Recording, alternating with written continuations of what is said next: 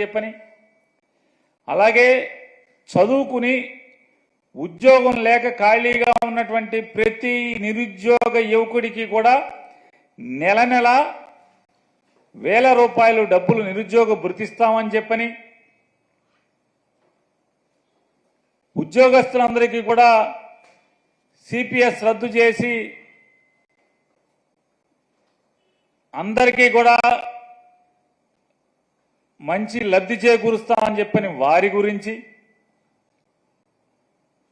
ఇలా సమాజంలోని ప్రతి ఒక్కరి గురించి అనేక హామీలనిచ్చి ఆడబిడ్డలకు ఉచితంగా బస్సులో తిప్పుతామని చెప్పని అనేక రకాల హామీలు, దాని సూపర్ సిక్స్లు, అలాగే షణ్ముఖ వ్యూహాలు, ఇట్లాంటివన్నీ ఇచ్చి మేము జనాల్ని మోసం చేశాము. రాజకీయాల కోసం జగన్మోహన్ రెడ్డి గారిని నిందల పాలు చేయటం కోసం కలియుగ దైవమైనటువంటి వెంకటేశ్వర స్వామి యొక్క ప్రసాదాన్ని కూడా మా మలినపు నాలుకతో తప్పుగా మాట్లాడాము, ప్రజల్లో తప్పుడు ప్రచారాన్ని చేశామని చెప్పని వాళ్ళ అంతరాత్మ దహించుకుపోతుంది. కాబట్టి శరీరాలు వేరుగా ఒకే ఆత్మగా ప్రస్తుతానికి అవసరార్థం ఇద్దరు తిరుగుతున్నటువంటి రీత్యా ఈ గుళ్ళలో మెట్లు కడగటాలు, పసుపు కుంకాల మెట్లకు పూయటాలు, లేదా పాప పరిహారాలు, ప్రాయశ్చిత్తాలు, అంతే కదా. పాపాలు ఎవడు చేస్తే వాళ్లే ప్రాయశ్చిత్తం చేయాలి కదా.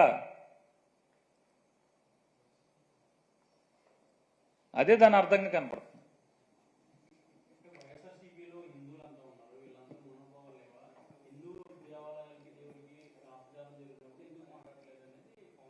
ఎవరు అంటున్నారు సార్? పవన్ కళ్యాణ్ గారా? పవన్ కళ్యాణ్ గారు హిందూ అని చెప్తున్నారా? ఏమండి హిందూ అంటే? ఆ మధ్య భీమవరంలో ఎప్పుడో నేను బ్యాప్టిజం తీసుకున్నా అని చెప్పారు, ఆయనేనా? కాదండి, భీమవరంలో బ్యాప్టిజం తీసుకున్నానని చెప్పారు, వారేనా? పవన్ కళ్యాణ్ గారు? ఆ పవన్ కళ్యాణ్ గారు, ఈ పవన్ కళ్యాణ్ గారు ఒకళ్ళేనా? ఆ మధ్య ఎప్పుడో ఒక ముస్లిమ్స్ ఇంట్లో టోపీ పెట్టుకుని హలాల్ చేశారా మాంసాన్ని, హలాల్ చేయకపోతే మనం తినకూడదని చెప్పని, సోఫా మీద కూర్చోకూడదు, రంజాన్ మాసంలో కింద కూర్చోవాలి, మంది ఇది పెద్ద మాంసమేనా అని చెప్పి గబగబా అడిగి తిన్నారు, ఆయనేనా? పెద్ద మొక్కలు అని చెప్పి అడిగి తిన్నారు, ఆయనేనా?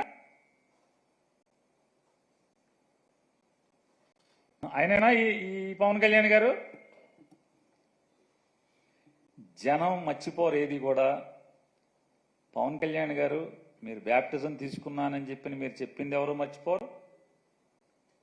నాకు మతం లేదు, కులం లేదని చెప్పినా మీరు ఎవరు మర్చిపోరు.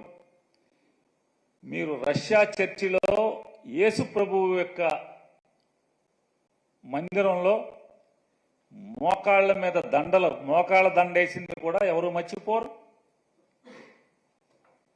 మీ పిల్లలకి క్రైస్తవ పేర్లు పెట్టుకున్నా కూడా ఎవరు మర్చిపోరు. తప్పు లేదు, తప్పు అని నేను అంటలా.